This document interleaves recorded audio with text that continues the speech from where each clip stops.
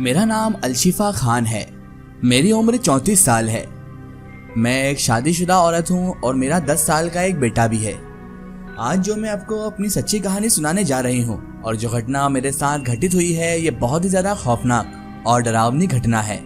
इस घटना को जब आज मैं याद करती हूँ या जब भी मेरे दिमाग में इसका ख्याल आता है तो मैं कांप जाती हूँ, मेरा दिल लरज़ उठता है। ये घटना उस रात की है जब मैं अपने कमरे में सो रही थी और मेरा बच्चा जो कि 10 साल का लड़का था वो अपने दादा दादी के साथ उन्हीं के कमरे में सो रहा था। मैं आपको ये बात बताते चलूँ साथ साथ कि मेरे हस्बैंड उस वक्त ओवर टाइम करके आते थे देर रात में। मेरे हस्बैंड को काम पर से आने में रात के 12 से 1 बज जाया करते थे। हमारी पूरी फैमिली में मेरे सास ससुर, मेरे हस्बैंड और मैं और मेरा 10 साल का लड़का है। ये उस रात की बात है जब मेरे सास ससुर रात के लगभग 9 बजे सो गए थे। 11 बजे का वक्त था। मेरा लड़का भी 9 बजे के करीब मेरे सास ससुर के साथ सो चुका था। मैंने लगभग घर के सारे कामों को पूरा किया। खाना बनाकर इन सबको खिला दिया था। मैंने भी खाना खा लिया था और सारे बर्तन वर्तन मांज कर और मैं बेड पर आ चुकी थी। मैं 11 बजे सोने चली गई थी। मेरी आदत थी कि मैं काम से इतना ज़्यादा थक जाती थी कि मैं बेड पर जैसे ही लेटती थी मुझे नींद आ जाया करती थी और इस दिन भी ऐसा ही हुआ। 11 बजे के करीब जब मैं बेड पर आकर लेटी तो धीरे धीरे मुझे नींद अपनी आगोश में लेने लगी और मुझे नींद आ गई। मैं सो गई और मैं अपने कमरे के दरवाजे की तरफ पीठ करके सो रही थी और मैं नींद में थी, लेकिन नींद जो थी वो अभी अभी लगी थी, इसलिए कच्ची पक्की नींद थी। अभी मैं नींद में ही थी कि अचानक मुझे ऐसा महसूस हुआ, ऐसा लगा जैसे किसी ने मेरे रूम का गेट खोला हो। मुझे ऐसा लगा शायद मेरे हस्बैंड आज जल्दी आ गए हैं, इसलिए मैंने गेट की तरफ ज़रा ध्यान नहीं दिया, क्योंकि मेरे हस्बैंड हमेशा लेट ही आते थे और उसके अलावा वो जब आते थे तो अपने हाथ से ही खाना निकाल कर खाकर बेड पर आ जाते थे। लेकिन आज कोई अजीब था, क्योंकि दरवाजे की बार बार खुलने बंद करने की आवाज़ आ रही थी। जब दरवाजे की 4-5 बार खुलने लगने की आवाज़ मुझे आई तब मुझे ऐसा लगा कि शायद ये मेरे हस्बैंड नहीं है बल्कि कोई और है। शायद कोई और है जो मेरे कमरे में आ गया है, क्योंकि ताज्जुब की बात यह थी कि मेरे हस्बैंड जब रोज़ कमरे में आते थे तो वो आते से ही लाइट्स ऑन कर दिया करते थे, लेकिन आज लाइट्स ऑन भी नहीं हुई थी और कमरे का दरवाज़ा लगातार 4-5 बार खुलने बंद होने की आवाज़ मुझे आ चुकी थी। मुझे पता नहीं क्यों पर बहुत ज़्यादा बेचैनी हो रही थी और मेरा पूरा शरीर पसीने से तप भी रहा था। लेकिन इतनी सब आवाज़ें आने के बाद और ऐसा एहसास होने के बाद भी मैं पलटकर उसे नहीं देख पाई और मुझ में इतनी शक्ति ही नहीं थी कि मैं पलटकर देखूं कि कौन है, कौन आया है आखिरकार मेरे कमरे के अंदर। मैं ये भी नहीं देख पा रही थी। गर्मी का मौसम था।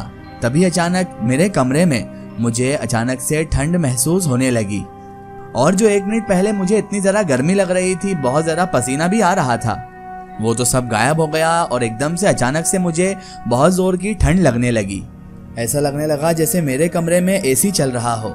तभी मुझे एकदम से ऐसा लगने लगा जैसे कोई मेरे पीछे हमारे ही बेड पर बगल में आकर बैठ गया हो, पर मुझ में इतनी हिम्मत भी नहीं हुई कि मैं पलटकर उसे देख सकूं कि कौन आकर हमारे बेड पर हमारे ही बगल में बैठ गया है। मुझे अब बहुत ज़्यादा डर लगने लगा था, क्योंकि इतनी रात गए, अचानक कमरे का दरवाज़ा इतनी बार खुलना और मेरा पीछे पलटकर ना देखना और फिर पता नहीं कौन आकर बेड पर बैठ गया था। ये सब बातें मुझे बहुत ज़्यादा खौफ दिला रही थी और मुझे बहुत ज़्यादा डरा भी रही थी। इतना तो मैं पक्के यकीन के साथ कह सकती हूँ कि ये मेरे हस्बैंड बिल्कुल भी नहीं थे, क्योंकि अब तक उनकी ज़रा सी भी आवाज़ नहीं आई थी और वो तो आते से ही कुछ ना कुछ आवाज़ तो निकाल ही दिया करते थे, जिससे मुझे एहसास हो जाता था कि मेरे हस्बैंड घर में आ चुके हैं। लेकिन ताज्जुब की बात ये थी कि ये जो भी था, जो मेरे बगल में बैठा हुआ था, ये मेरे हस्बैंड हो ही नहीं सकते, क्योंकि इसकी आवाज़ तो बिल्कुल भी नहीं आ रही थी। क्योंकि ना तो इसकी सांस लेने की आवाज़ आ रही थी, ना ही कोई मुँह से इसकी आवाज़ आ रही थी। मैं आप लोगों को बता नहीं सकती कि मैं उस वक्त कैसा फील कर रही थी और मुझे डर का कितना ज़्यादा एहसास हो चुका था। मैं तो डर के मारे अचानक से कांपने लगी थी। फिर तभी जो मेरे बिस्तर पर आकर बैठा था वो फौरन मेरे पीछे ही आकर लेट गया। मुझे ऐसा पूरा एहसास हो रहा था और बिल्कुल पक्के यकीन के साथ मेरे को पता चल चुका था कि मेरे ही बेड पर मेरे ही बगल में आकर कोई ना कोई शख्स लेट चुका है। कोई ना कोई ज़रूर है मेरे पीछे, जो मेरे बिल्कुल पास लेटा हुआ है, मेरे बिल्कुल बगल में। और अब इस पर सोने पर सुहागा ये हो गया था कि अब मैं उसकी सांसों की आवाज़ें अच्छी तरह से महसूस कर पा रही थी और सुन पा रही थी, और वो अचानक मेरे बहुत करीब आते जा रहा था। उसकी गरम गरम सांसें अचानक से मेरी गर्दन पर मुझे महसूस होने लगी थी। अब मुझे उन गर्म सांसों की वजह से काफ़ी डर भी लग रहा था, क्योंकि वो मेरे करीब आता जा रहा था। मुझे मालूम भी नहीं था कि वो कौन है और क्या है, बस वो मेरे धीरे धीरे करीब आता जा रहा था और मेरे बिल्कुल करीब हो चुका था। मेरे मन में तो एक मर्तबा भी ख्याल नहीं आ रहा था कि मैं पलट कर देखूं कि आखिर ये कौन है जो मेरे बगल में है, मेरे इतने करीब है। लेकिन मैं इतनी ज्यादा डर चुकी थी कि मुझे कुछ भी समझ में नहीं आ रहा था कि मैं कैसे क्या करूं। अभी मैं इसी कश्मकश में थी कि तभी मुझे मेरी कमर पर किसी के हाथ का स्पर्श महसूस हुआ। ऐसा लगा जैसे किसी ने मेरी कमर पर अपना हाथ रखा हो, कोई मेरी कमर को छू रहा हो। वो जो कोई भी था जो मेरी कमर को छू रहा था मेरे पास लेटा हुआ था। मैंने महसूस किया कि उसका हाथ काफी गीला था और उसका हाथ काफी गर्म भी था। मेरे जिस्म पर मुझे वो महसूस हो रहा था। उस वक्त मैंने अपनी दोनों आंखों को बंद कर रखा था और उस वक्त कमरे में चारों तरफ सिर्फ और सिर्फ अंधेरा ही अंधेरा था। मैं एक दो बार करके अपनी आंखें को खोलने की कोशिश भी कर रही थी, खोल भी रही थी, पर ताज्जुब की बात यह थी कि मुझे अब कुछ भी दिखाई नहीं दे रहा था।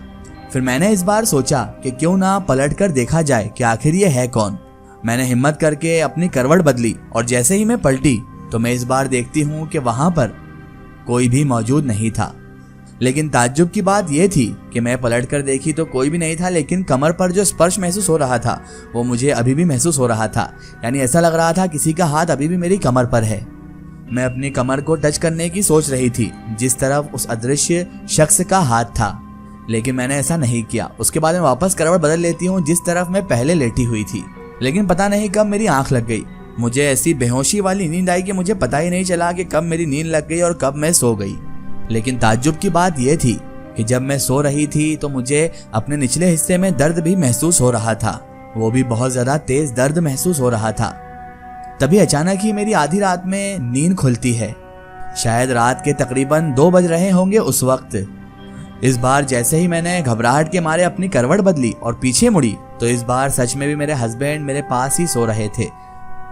मैं अपने हस्बैंड को देखकर थोड़ी खुश हुई और मुझे थोड़ा सुकून भी महसूस हुआ कि चलो ठीक है, यही मेरी बगल में सो रहे हैं। उसके बाद मैंने अपने आप को दिलासा दिया और चैन की नींद सोने की मैंने कोशिश की।